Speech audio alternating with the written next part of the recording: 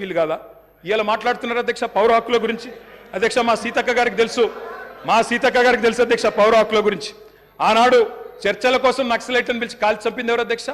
వీళ్ళు కాదా అధ్యక్ష నేను ఏమంటున్నా అంటే ఇవాళ వచ్చి 1000 ఎలుకలు తిన్న పిల్లి తీర్థయాత్రలకు బయలుదేరినట్టు చాలా నీతివంతమైన మాటలు మాట్లాడతామంటే కుదరదు అధ్యక్ష చరిత్ర చెరిపేస్తే చెరిపోదు చించేస్తే చినిపోదు అధ్యక్ష ఇంకొక మాట ఇంకా చాలా ఉన్నాయి అధ్యక్ష చెప్పాలంటే అధ్యక్ష ఒక్క మాట విద్యుత్ రంగం గురించి చాలా చెప్పారు అధ్యక్ష విద్యుత్ రంగం గురించి చాలా చెప్పారు అధ్యక్ష విద్యుత్ రంగం మీద వాస్తవాలు చెప్పాల్సిన బాధ్యత మా మీద ఉంది ఇవాళ శ్వేతపత్రాలు అంటున్నారు అధ్యక్ష వీళ్ళు కొత్తగా ప్రచురించేది ఏం లేదు అధ్యక్ష మేమే ప్రచురించిన వాళ్ళు శ్వేతపత్రాలు ఇగో కోకొల్లలుగా ఒకటి కాదు అధ్యక్ష శాఖల వారీగా 10 సంవత్సరాలు తెలంగాణ దశాబ్ది ఉత్సవాల సందర్భంగా అన్ని శాఖల శ్వేతపత్రాలు మేము ప్రచురించినాం కావాలంటే పంపిస్తాం గదే అధికారులు గదే ఐఏఎస్ అధికారులు కొత్తగా వచ్చిన వాళ్ళు ఎవరు లేరు వాళ్ళే ఉన్నారు వాళ్ళే ఇస్తారు గదే లెక్క మీరు తిమ్మిని బమ్మిని చేస్తామన్నా మసిబూసి మారేడికాయ చేస్తామన్నా మార్చగలిగింది ఏం లేదు ఆల్రెడీ శ్వేతపత్రాలు ఉన్నాయి సార్ కొత్త ప్రచురించేది ఏమీ లేదు వాళ్ళు కొత్తగా సాధించేది కూడా ఏం లేదు అధ్యక్ష ఆనాడు కాంగ్రెస్ పరిపాలనలో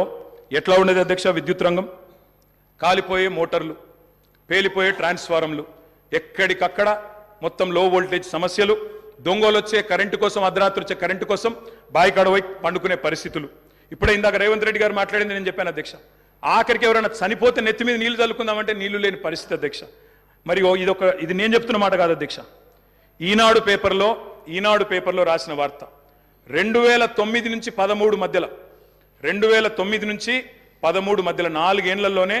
8198 మంది రైతులు కరెంటు షాక్లతో అధ్యక్ష ఇది బలవన్మరణాలు కాదు ఆత్మహత్యలు కాదు కేవలం కరెంటు షాక్లతో చచ్చిపోయిన రైతులే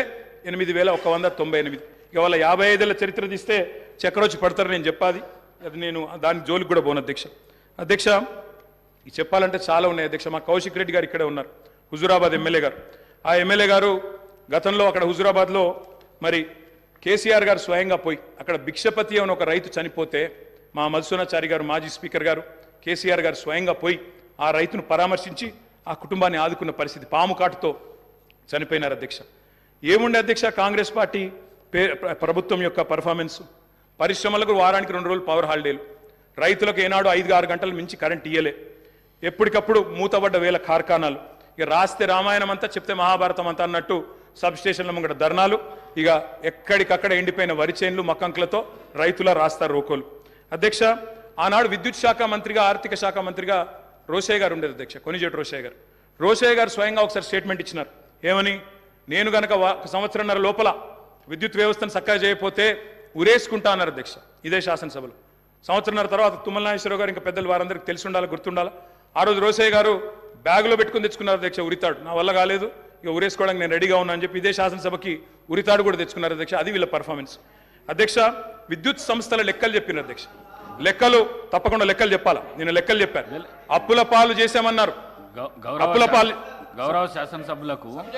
సబ్జెక్ట్ చెప్ప ఏం చెప్తున్నా లెక్కలు చెప్తున్నా సార్ లెక్కలు చెప్తున్నా స్వర్గీయ రోషయ్య గారు ఈ భూమి మీదనే లేడు కాబట్టి ఆయన పేరు తీసుకోవాల్సిన అవసరం లేదు ఓకే సార్ ఎవరైనా బతికున్న వాళ్ళు ఉంటే వాళ్ళ పేరు తీసుకో తప్పకుండా సార్ స్వర్గీయ రోషయ్య గారి గురించి నేను ఏమన్నా తప్పుగా మాట్లాడితే మీరు చర్య తీసుకోవచ్చు సార్ అది మీ డెసిషన్ సార్ అది అధ్యక్ష మీరు విద్యుత్ సంస్థల అప్పుల లెక్క చెప్పిండ్రు నేను ఆస్తుల లెక్క చెప్తా సార్ అధ్యక్ష 81,516 కోట్ల అప్పు చేసిపోయిండ్రు అన్నారు అధ్యక్ష కానీ కేసీఆర్ గారి ప్రభుత్వం తెలంగాణ రాష్ట్రం ఏర్పడిన తర్వాత సృష్టించిన ఆస్తుల గురించి చెప్పలేదు అధ్యక్ష ఉద్దేశపూర్వకంగా బదనాం చేయడానికి బట్టగాల్చి మీదేయడానికి అప్పుల సాకు చెప్పి 6 గ్యారంటీలు గొట్టెతందుకు ఒక ఉపోద్ఘాతాన్ని రూపొందించి ఇగో అప్పుల పాలైపోయింది దివాలా తీసిందని చెప్పి తప్పించుకోవడానికి తప్ప ఇంకోటి కాదు అధ్యక్ష టీఎస్ ట్రాన్స్కో అధ్యక్ష ఇంకొక మాటలో చెప్పాలంటే అధ్యక్ష వీళ్ళు అప్పచెప్పిపోయినాడు 2014లో విద్యుత్ శాఖ అతి భయంకరమైన శాఖ అధ్యక్ష అతి భయంకరమైన శాఖ అత్యంత దురవస్థలో మాకు అప్పచెప్పిపోయినప్పుడు ఏంది అధ్యక్ష పరిస్థితి 2700 మెగావాట్ల కరెంటు లోటు ఆ రోజు తెలంగాణ ఏర్పడ్డ నాడు 22,423 కోట్ల అప్పులు మీరు అప్పచెప్పినాడు మాకు 22,423 కోట్ల అప్పులు అధ్యక్ష ఆనాడు ఇది ఆ రోజు మీరు అప్పచెప్పినప్పుడు అప్పులు 22,000 లోటు 2,700 అధ్యక్ష ట్రాన్స్కో ఆస్తులు అధ్యక్ష లెక్క వాళ్ళేమో అప్పులు చెప్పారు నేను ఆస్తులు చెప్తున్నా